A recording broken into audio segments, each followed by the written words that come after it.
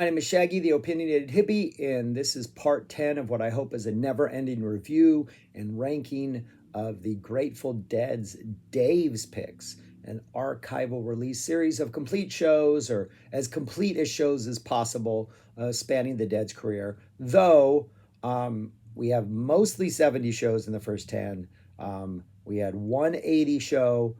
We previously had one, part of one was a 69 show, and now number 10 is a complete 69 show from December 12th, 1969. In Los Angeles, the Thelma Theater, right? Is that what it's called? The Thelma Music Venue. Don't know it, and I'm from LA. Not sure it's still around. Didn't really look into what exactly it is. But this is another release in the Dave's Pick series that kind of confuses me. It's not bad. I mean, I really like it. The fact that it's from 69, from December 69, is particularly exciting. But the previous 69 release was also from December 69 and is much, much better than this. Also, there is a bonus disc that contains songs from the show the day before, and that material is consistently much, much better than this. And it's not the complete show, it's one disc, which begs the question, is the complete show from the other one? This is the December 12th is the release. The bonus disc is December 11th. Is there a complete show of December 11th? Why can't we hear that? Because the stuff on this bonus disc is ridiculously good. Plus the other stuff that's floating out there in the tape community. There's a Black Peter that's out there that just has this really a slightly slower, slightly more drawn out, just slightly more, I'm not going to say intense, but a really, really good Black Peter vibe, along with the stuff that's on this release. So everything I've heard from the 11th is fantastic. So I'm confused as to the release. So that's not to say that this is not a good release, and it has some great moments. And I think one of the reasons why this was released as opposed to the 11th is because there are songs on here that were not on the other 69 release, so at least they're covering new territory as far as the songs go. And those songs, particularly the third disc, the second sets, Alligator drums, Alligator caution, and the feedback are really the highlight of this disc, and they weren't on the other release. So my problem with this show is that where the other one, which is about a week and a half later, has this raw energy of like, we're just excited to be playing music, to exploring new territories, to be in this band that like seems to now have this future, and we're just going to places that other bands haven't. There's like a palpable energy in that other show. I think it's, I don't even remember what release it was. It was Dave Picks Volume 6, was from the 20th. So 8 days after this. And this one has more of a, we're figuring things out energy. There's a couple new Working Man's Dead songs on here that don't quite have the energy they would by the time they make that album. There's a botched transition in I Know You Writer. The energy is just not as there. So it's weird, but still, again, it's a good listen, but I think it's more of a Dead at their really, really, really good, not like that undefinable excitement that the 1220 show has. So we open up with a Cold Rain and Snow. We get a Me and My Uncle. I love the early Me and My Uncles. There's definitely more of a country rawness to them than they would get after playing them hundreds, if not thousands of times. An Easy Wind that's nice and stretched out. There's a lot of really good Pigpen on here. I think if you're a Pigpen fan, I'm not the biggest Pigpen fan. I enjoy some of his stuff, but also some of the songs he just plays I don't like that much. There's a lot of Pigpen on here, and even as someone who's not the biggest Pigpen fan, I recognize that it's really good Pigpen. So you might like this one a lot more. But there's a really good, nice, long, stretched out Easy Wind. We get a Cumberland Blues is pretty good. A Black Peter, which is comparable to the one on the 11th, but where the one on the 11th, the sort of sparse slowness lends it an intensity. Here, it doesn't quite hang together, I don't think, as well as it does on the previous show. Still a good song because it's a Black Peter. We get a Next Time You See Me and a China Rider. And when the China Rider, it's your pretty typical China Rider, still some good energy, a fun song. But when they go into Rider, Jerry starts singing the "I Know You" and nobody else does. And as it comes back around, you can hear Jerry go, "Why don't we all sing this time?" or something like that. And then they all sing it.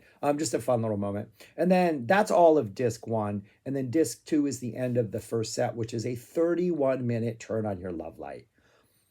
I've been pretty clear that I don't need my love lights to be longer than 20, so we get an extra 11 minutes. I will admit there were some ridiculous jams sprinkled throughout this thing. And I actually kind of like it more as an end of the first set instead of an end of the second set, just conceptually to have this, like, it's the last song of the first set, but it goes on for 31 minutes. You still have another set to go. Mentally, I like that a lot more. So I actually, despite it being 31 minutes, it's a pretty entertaining love light. It could be maybe less pigpen ranting and just more jams, but it's a strong love light. And so if you're a long 31-minute love light fan, again, you might rank this volume higher than I do, but it's pretty good. Second set is a hard to handle, opens with a hard to handle. Don't just kind of lacking some energy, it seems. A Casey Jones, Mama Tried, a High Time. High Time is really good. Yeah, the High Time is really good. It's High Time. It's really good. Again, it's your early, kind of still figuring it out a little bit, still a little like underwhelming, but I think songs like Black Peter and High Time can benefit from being underwhelming just because of the nature of the song and sort of the fragility in the lyrics and the main character not being the most confident person in either one or going through things that have checked their confidence. And then a song I don't like in its best form, we get a very early, slow, almost skeletal version of Dire Wolf. Maybe I like it better because it's not the do do do do do. I don't like Dire Wolf. I saw a version of that in '91, I believe, at Pine Knob in Michigan, and it was atrocious. And I forever after I didn't like the song to begin with, but that one was a set killer. It was so bad. And yeah, I've just not had been a fan of Dire Wolf ever since. And so this one's interesting in that it is very almost like a demo tape, it seems. Like they're still trying to quite figure it out. But that makes it somewhat interesting. So for that reason, it's kind of an interesting release. And then we get a Good Lovin' and I'm a King Bee. Both of which have some good energy, but it's not my flavor that I prefer with the Dead. That ends disc two. And then disc three, we get some really interesting stuff. And I think this is obviously why this was chosen, because disc three is pretty solid and is a really good listen. Open up with an Uncle John's Band. Another one that, again, it's a little herky-jerky, doesn't quite have that same communal uplifting spirit that the final version would have, or that it would continue to be throughout its career. They're still trying to figure it out, but again, that's interesting. The more hardcore you are into the Dead, the more obviously things like this are interesting. If you're new to the Dead, you're maybe not going to be too impressed with this Uncle John's Band and wondering why people like it. And that goes into a cover of He Was a Friend of Mine, which is pretty nice little sweet little cover, nice little choice. Let's release this for that alone. Though maybe we could have reached the 11th as the full show, and disc three could have been the bonus disc, but we didn't do that. So, and then we get what I think is the highlight of the entire show: the Alligator into drums, back into Alligator. This part is really the highlight. The post drums Alligator, you get 10 more minutes of Alligator. This is the best part. This is where Alligator becomes epic. That goes into a pretty solid, pretty long caution. I think it's like a well over 20-minute caution.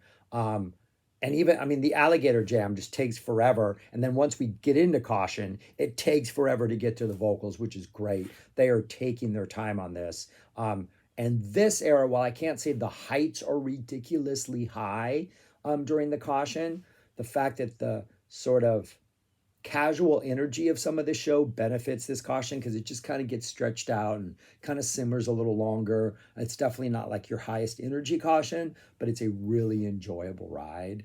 And that goes into feedback. I think feedback in these early years are just fantastic. They do some really fun things if you just like, people making noises and playing with their instruments. And then we get an and we bid you good night for closer. So a pretty solid show, like not a bad show. But again, the bonus disc is a bunch of stuff from the show before, the 11th. And again, just the set list alone pretty much delivers what you would expect. You get a Dark Star, 20-minute Dark Star, covers all your typical 69 Dark Star notes. But the highlight, by far, the thing that makes this thing almost essential, is the 13 plus minute Saint Stephen. That end jam before they go into the 11 has very leans toward, looks forward to like the more jazzier tones and ideas that they would explore and playing in the band in a couple years. And we get a little bit of that in Saint Stephen, and it's pretty cool. And there are times when it feels like, wait, have we gone into the 11? Are we going into the 11? You're not really sure where you are. And then when they commit to the 11, you're like, oh yeah, we're seriously into the 11 now. The 11 again is kind of lacking some energy, but it kind of works because St. Stephen is such a high that you're kind of coasting on that, kind of like Caution kind of coasted on the Alligator high. So it's like they're not able to sustain heights for like more than one song, it seems. So you get an Alligator, then you kind of ride out your Caution. You get a St. Stephen, you kind of ride out your 11, but it's okay. Then we get a Cumberland Blues out of the 11. This was kind of typical. It happened a number of times in this era. Then you skip a bunch of songs, and then you get a epic, that's it for the other one, into a pretty weird, always kind of weird, Cosmic Charlie. I don't get Cosmic Charlie. I've never understood Cosmic Charlie. But I love hearing it live because it seems like almost every time they play it, or every 3 or 4 shows, they're trying to do something different because I don't think they ever figured out what to do with Cosmic Charlie. So it's a really neat song to hear coming out of like just an epic, that's it for the other one. But yeah, the bonus disc is ridiculously good. And again, I know on the tape I have of this show, it was Black Peter, and then there was another song after Black Peter. I think there's like a Black Peter, and then something else. Oh, there's like a Me and My Uncle or something. But those were really good. So I don't know. I don't know why they weren't released. But yeah, anyways, where would I rank it? I would rank it right there. So midway up the list, it is kind of in the same boat as that 77 and that 74 and that 78 being really, really solid shows from that era, but not being epic shows. Like December 69, you have this run of shows and you pick a show that's great, but not super great. Like that May 77 show. You have a show that's great, but there's so many other great shows in May. Why this one? But maybe they've all been released already. I don't know. But anyways, yeah. So right there in the middle of the pack, pretty much. Yeah, good show. And I think being from 69 makes it a little more interesting when the energy's not there. But it definitely, looking at this list, the 2 that I think are essential so far that are worthy of being like top 10 Dick's picks would be number 1 and number 2. I think those are by far above the rest. 74 is pretty close, maybe because that bonus disc is really good and because I love 74. But really, Dave's picks has been satisfying, but not mind-blowing so far in the top 10. And that is the order of the top 10 thus far. So anyways, if you have this and you have differing opinions or agreed with opinions, or you check it out and have thoughts about my opinions, you know how comments work. Make them.